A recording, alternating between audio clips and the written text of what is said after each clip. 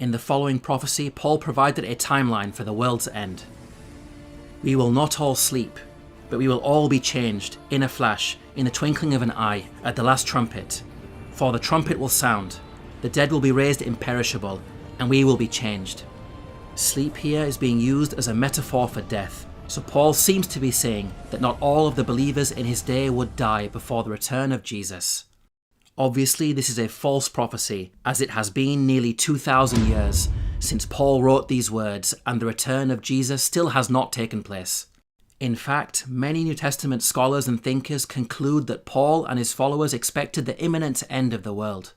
For example, the distinguished New Testament scholar Professor C.K. Barrett wrote in his commentary on this prophecy, Paul expects that at the parousia, second coming of Jesus, he himself will not be among the dead, of whom he speaks in the third person, but among the living, of whom he speaks in the first person.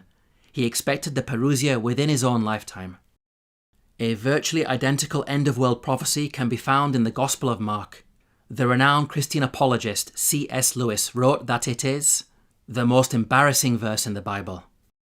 Now, some Christians try to defend Paul by claiming that when he made the statement, "We will not all sleep," he was not including the believers of his day among those who will not taste death, but rather he was referring to believers at some unspecified time in the future.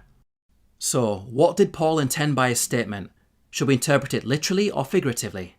We can look to Paul's related prophecies to help us arrive at the correct understanding. In the following prophecy, Paul advised believers with regards to how they should conduct themselves going forward. But those who marry will face many troubles in this life, and I want to spare you this. What I mean, brothers and sisters, is that the time is short.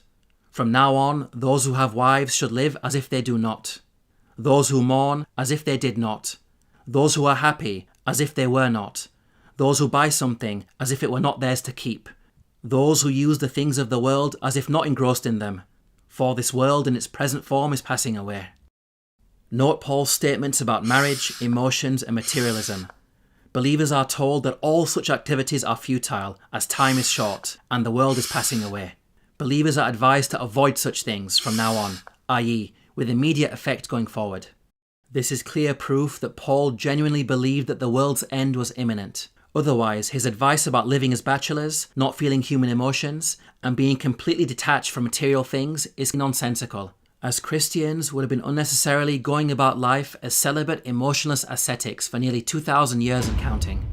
This is highly problematic when we consider the standard that the Old Testament lays out for true divine inspiration.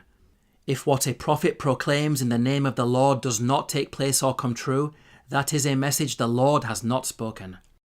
We can see that according to the Bible itself, anyone who makes a claim about the future which then fails to come true cannot be inspired by God.